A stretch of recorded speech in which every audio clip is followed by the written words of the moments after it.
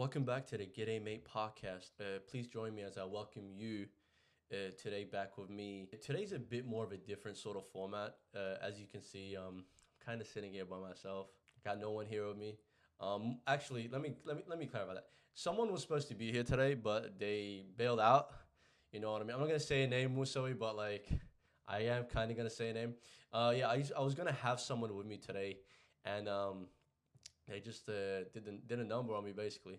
But this episode, yeah. So this is a bit of a more solo format today. I'm gonna be basically having a conversation with you through the camera or through the screen or through whatever it is, and hopefully we can do this together.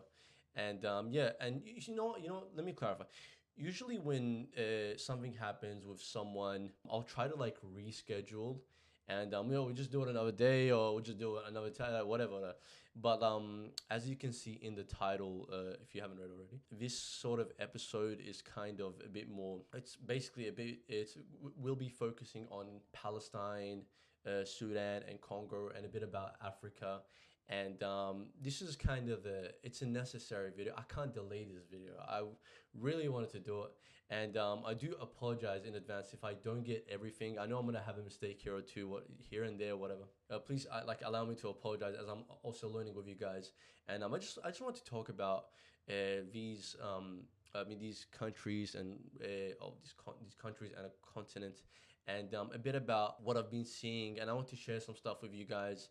And obviously the content is oversaturated. We see it on our phones, on our laptops, on the TV screen, and but I still wanted to do my part and use my voice or use a platform, even if I get to one person, or maybe if I can make a piece of media content and I can sort of use this platform to sort of spread awareness as to what's happening in these countries. I'd love to do my part and so forth. But yeah, pretty much getting right into it.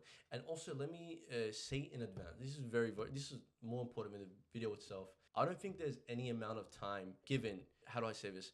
There's no amount of time I could give to these countries or these topics where I can do it justice. If I sat here and spoke about what's happening, these tragedies, what's happening in Palestine, Sudan, Congo, I don't think I will ever be able to do it justice. So I just want to make that very clear. For what is happening right now, the tragedies that are unfolding in front of our very own eyes, no one can do it. I think as humanity, all of humanity, we've kind of obviously there's people that are doing their part, but they're trying to help, and all respect to them. But I think a large part of humanity has failed these countries, including myself. You know what I mean? We're all trying, but so yeah, I just had to make that very clear. There's no amount of time I can give, and to actually pay back or sort of give back the topic what it deserves. But pretty much moving on to the main point, I just wanted to this video was essentially I had the idea to, how do I say this? I just want to speak about a bit of things that I learned recently, and I learned recently about the ongoing conflict, the Palestinian-Israeli conflict. And let me just put a dot right there, full stop. I hate using the term Palestinian-Israeli conflict. I think it trivializes the matter. I think it's very disrespectful. It's a conflict when there's a problem between party one, party two. Like me and Musa, I have a conflict. We could have a conflict, or me and you could, God forbid, me and you could have a conflict, or me and a friend can have a conflict. But what's happening, what's unfolding in front of our very own eyes, um, in Palestine or Sudan or Congo or many other countries, I wouldn't call it a conflict. I think it's a crime to actually classify what's happening as a conflict. I think to call it a conflict would be you're making it easier for the other side or the oppressors. In this case, which would be Israel or the UAE, and I stand by everything that I say in this video, just to make that clear. So yeah, but for the sake of like within this context, I will call it the Palestinian-Israeli conflict. But yeah, it's not a conflict. It's just a genocide. It's a full blown out genocide that's been happening for God knows how long. But pretty much. So let me get us started. So people have to understand the reason as to why the reason as to why Palestine is where it is today. Not one of the reasons, excuse me. And this came to my surprise because obviously but let me get this out of the way. I'm guilty of being misinformed, underinformed. I'd even say, yeah, just completely misinformed. Um, Obviously, I was like, like I would consume. I'm just another like content consumer. I see on my phone like what's happening, but I wasn't aware. Like I wasn't no. I'm not even aware right now. After I did my research, but I wasn't nowhere as where I thought I would be. I wasn't aware of the deep historical different not the deep history behind this genocide, how far it goes back. I was actually genuinely shocked. This isn't something that happened a year ago or 2 years ago or 3 years ago, 4 years ago, 5 years. This is maybe over 100 years. And so getting right into it, people have to understand one of the reasons as to why this genocide is happening today is even older than it goes back furthermore older than before Israel was even created. Before Israel was even created, there were many reasons that played into this, right? The Ottoman Empire, or as we know today, the Turks, right? The Ottoman Empire used to rule over the Middle East, and they used to govern many countries, including my own. If you guys don't know, I'm Iraqi, right? I'm Iraqi. I'm from the south, and in Iraq we have in Baghdad, right? In Baghdad. I think one time I heard my dad talking, and he told me this. He's like, in Iraq, they used to call the Ottomans. They call them Al Asmali. Ha, هذا العصملي إجا شوي على كيفك. Like they'd say, like there was a specific. There were terms we'd call them, right, with our native tongue. Um, so yeah, Al Asmali, and then obviously there's like buildings in Baghdad. If you go to Baghdad, there's buildings there. They're really beautiful, obviously, but they're like Turkish design buildings. So the Turks left there. They have and we share words too. If you say tamam, like in Arabic we say tamam for them. It means the same. It means done or like finished, whatever. And so they left their influence on the Middle East. They left their imprint, whatever you want to say. And so yeah, far before Israel was created, the Ottoman Empire used to rule over the Middle East. They used to not rule, like they used to govern a lot of the countries. This includes Saudi Arabia, Iraq, XYZ, that sort of thing. And Philistine happened to be one of those countries, right? And this Ottoman Empire rule, it extended from, if I'm not mistaken, historians record, I think it was from the 1500s to the early 1900s, around 1914, 16, around there is when it basically came to an end, or when Palestine overthrew, or basically the Arabs overthrew the Ottoman Empire. Basically, towards the early 1900s, when the Ottoman Empire was getting a bit more weak, we saw the decline of the Ottoman Empire and also the rise of Arab nationalism. I'm gonna get back. I'm gonna go about this. I'm gonna get back to this. Arab nationalism. The rise of Arab nationalism in the early 1900s, the British. Let me clarify. Wherever there's a problem in the world, I swear you'll find the Brits or the Americans are somewhere. It's these people, these countries. There's not a conflict that is happening in the world right now, and these people aren't involved in it. I'm just gonna get that like out of the way.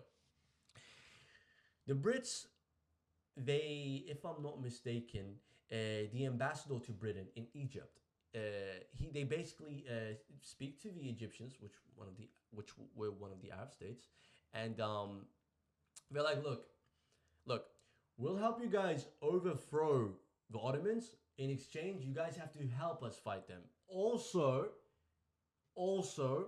we want you guys, to rule in our favor for any future economic or foreign exchanges. So it was like a 60-40 thing, whatever. And but basically, they were like, look, we'll help you overthrow the Ottomans. They would try to like provide a solution for them, that sort of thing, right? We'll overthrow the Ottomans. In exchange, we get foreign and economic favors, and also you guys get to gain your independence. Now, little did the Arabs know, little did they know, there was also another condition that was secretly stipulated. There was another secret condition that no one knew about. No one knew about. And the native Palestinians did not know about this. And what this condition was, like, look, we'll overthrow the Turks, and we get to make an independent Jewish state in Palestine. in Palestine. So in Palestine, we're going to create an independent Jewish state. And this came by as a means through the Balfour Declarations. Now, the Balfour Declarations, if I'm not mistaken, came about, I think, 1917, 1916, around there. And what this declaration basically stated was that, look, we're going to rally for a independent Jewish state in Palestine. In Palestine, after we kick out the Turks. After we kick out the Turks, you guys we also get to make our own country for the Jews. And this came as about, like, this is very, let me mention this too. This is very important. In the early 1900s, there was an increased and heavy anti-Jewish climate in Europe. Now, look, I don't want to get off track too much, but man, I don't know what it is with like, I don't want to sound a bit, I don't want to get off the track too much, but there was an anti-Jewish climate in Europe in the early 1900s, and they knew they were running out of time. And little do people, like, I'm not too sure if people know, but one of the countries that Jewish people in Europe considered going to was Uganda. They wanted to go to Uganda.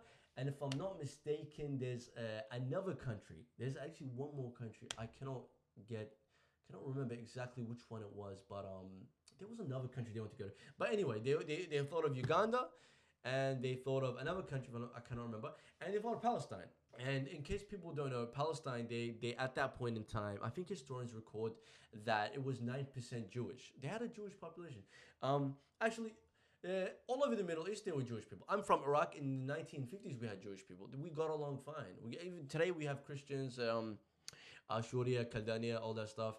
We get along fine. We actually get along fine.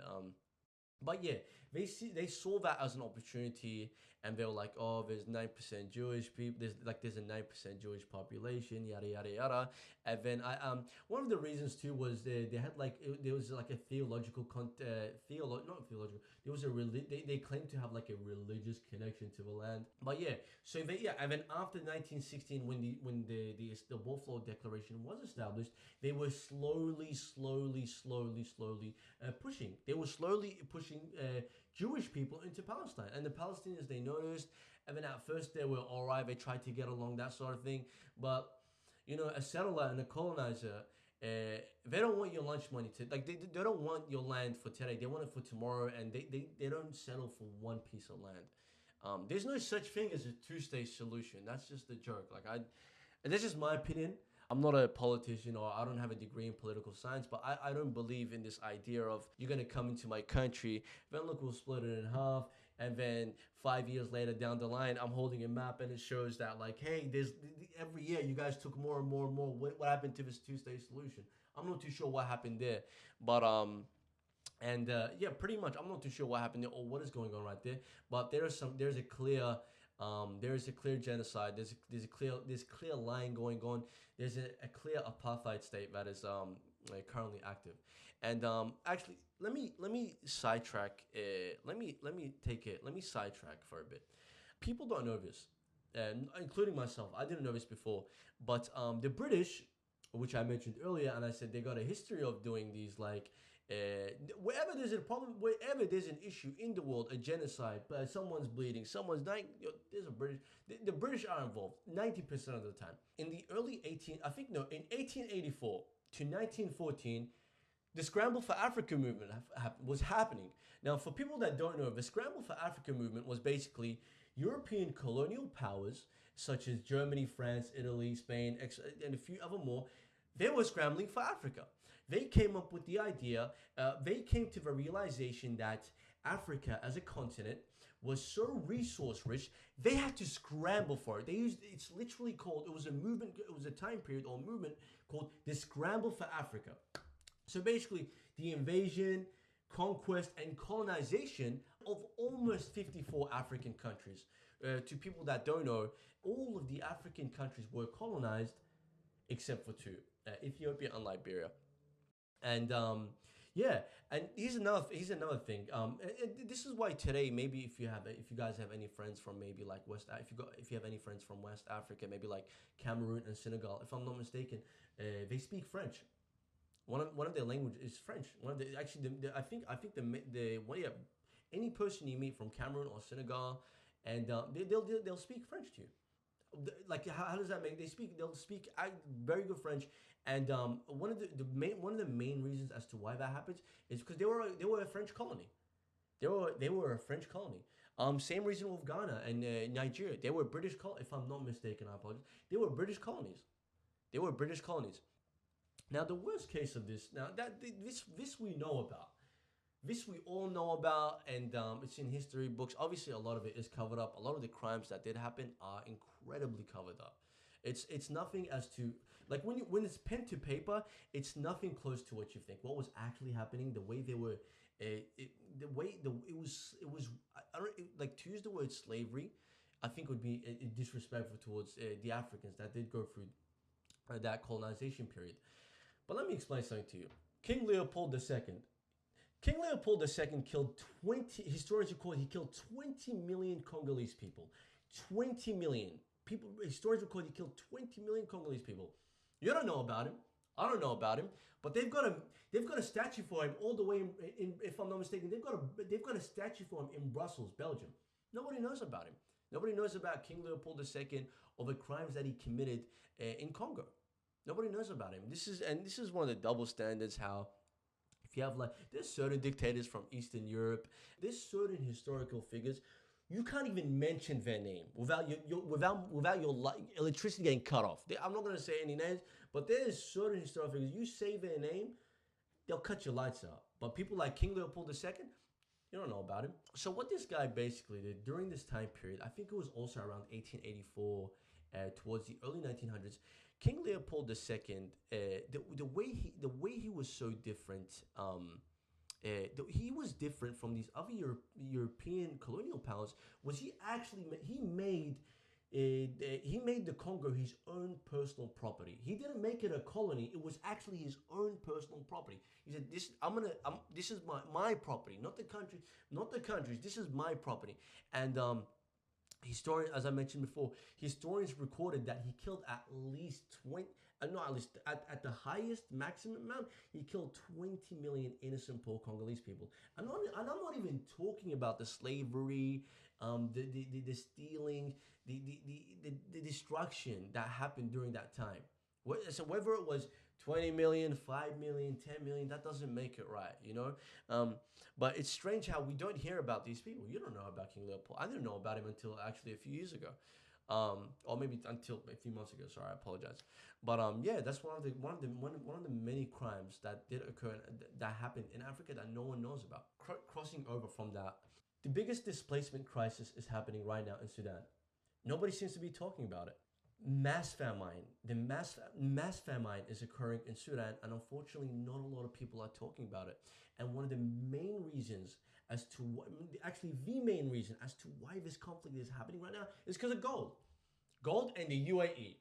Now, the United Arab Emirates, or the UAE, sorry if I said that wrong, the UAE is basically funding one of the largest conflicts in Africa as we speak. And this has caused the biggest displacement crisis in the world right now. I can't put a number on it. And basically, let me try to explain the Sudanese conflict or the Sudanese civil war or the conflict civil war. Basically, 2 years ago, almost 2 years ago, April 2023, if I'm not mistaken, the RSF, Rapid Sudanese Forces, went at war with the SAF, Sudanese Armed Forces. And basically, these are two paramilitary groups. They were at war. One was at war to protect the country, and the other was at war for the UAE. Now, I'm going to come back to the UAE, and I'll explain their hand in all of this. What's a country in the Middle East? Not the but what's the country in a Gulf? What's it got to do with what's happening in this? What does it have to do with what's happening in Sudan? We're going to get to that in a bit. Back to the Sudanese conflict. So basically, the RSF, Rapid Sudanese Forces, which is backed by the UAE, they're launching a full-scale war on Sudan, on innocent Sudanese people. I can't even put it into words. Innocent Sudanese people, all for the sake of gold. All for the sake of gold that they're not even like taking. What's literally happening is this paramilitary group, which is being backed by foreign powers, UAE, is they like will take over the country. This is literally what's happening. They're taking over the country. They're overthrowing the SAF in exchange for we'll give you gold, you give us weapons, and let blood spill on the streets. Let all the blood spill on the streets. And that's unfortunately what we're seeing right now.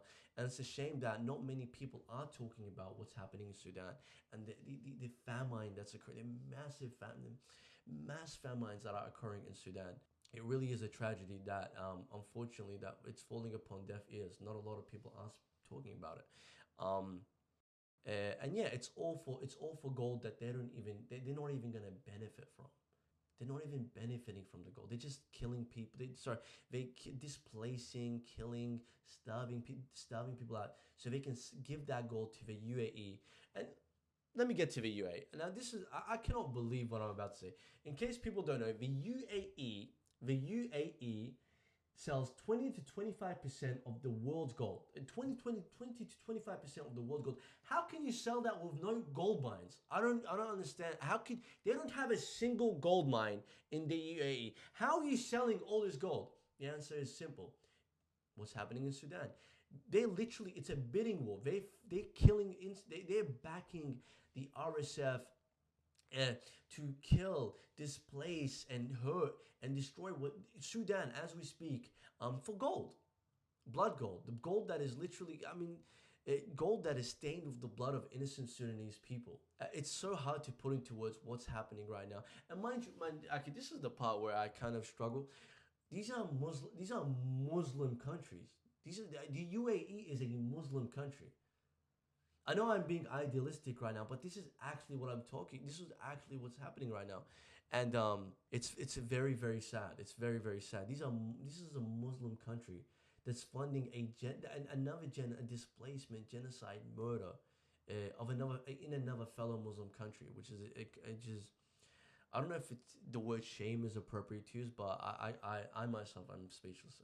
I don't know what word to use, but back to the Palestinian conflict. Now look, uh, I feel like I need to do another video on this and get someone that's a bit more well-rounded, well-versed on this sort of topic, and hopefully I will reach out to someone and hopefully they'll be able to come on. Let me explain something. Let me try to explain something to people. Biggest starvation right now in the world, the biggest starvation right now in the world right now is happening in Palestine. And here's what you could do. Here's what you could do to help these innocent Palestinian people out. I'm talking about try donating, working with well-known, verified charitable companies or projects like the MATW project. These guys are very valid. I don't know them personally. But from what I have seen, these guys are very legitimate. These guys, I've seen Sheikh Bilal. I don't know if people know Sheikh Bilal Assad, who I haven't met before, but he's a very respectful figure in my community in Melbourne and pretty much all over the world. And the MATW project is an incredibly legit organization that works with Palestinians, with people from Gaza to provide them meals. Try boycotting. Try boycotting. Look, I had this argument with I'm not gonna say like someone that I know the other day, and wallahi I'm not making this up. This guy is a Muslim. I know I'm Muslim, inshallah. We're all Muslim, inshallah. And I told him, like, every time I'd see him buy a bottle of Coca-Cola or a Pepsi, I'm like, look, what's going on? Like, what's going on? You know the money that you're giving Coca-Cola, it goes towards funding this genocide. It funds the oppressive state of Israel. And he just turns at me and says, no, I don't want to do it. I like my Coke too much. I like my whatever. Wallah, I was shocked. Yeah, wallahi, I don't know what to say. Boycott, like, honestly, I don't know how do I get to someone like that? How do you get to someone like that? And let me explain something to people. People have to understand that it is not the amount, it's the principle. If I gave like a dollar, if I gave a dollar to a company like Starbucks, McDonald's, Burger King, Domino's that funds this oppressive state, you're doing an incredible wrong. Like, how even if it's just a dollar, because people have to understand it's the principle. It's the principle. You don't. It's not the amount. And obviously, like, it will accumulate. Okay, if you don't like the principle, you want to discuss the amount, bro. You know it accumulates. You know, a dollar from you, a dollar from him, a dollar from her, a dollar from whatever. And next thing you know, it's a bulldozer. It's a missile. It's a ballistic rocket. It's an Iron Dome. People have to understand that Israel is a collective effort of many people, and the least you could do is not give them money. Be the voice for these people, these innocent people that don't have a voice. Be a voice for them. If you can't, if you can't give charity, if you can't give charity, and make a prayer at least. At the least you could do, make a prayer for the people of Palestine. Allahumma, as we speak right now, Allah nas'al Allah, Allahumma ansar ahl Palestine wa ahmiyhum ya rabbil alamin wa ahl Sudan wa أي إنسان أي إنسان يجري عليه الظلم حول العالم يا رب العالمين. Pretty much like make a prayer or do something. I just have to like make a prayer as we speak, but like literally. So that's it, pretty much. We're nearing the end of the video, and look, I just want to apologize. I feel like this was, I'm just sharing what I learned. I actually that wasn't everything, but I feel like this is we're reaching the end of the video, and I apologize. I actually didn't. I feel like I rambled, but I didn't. But I did, but I didn't. And I just want to do my part. Honestly, I just want to use this platform, even if it's just one person watching, even if it's just my dad watching. You know what I mean? I just want to like, just spread awareness as to what's happening in these countries. So thank you very much for dialing in. I don't know if you're still here right now, brother. Thank you very much for watching.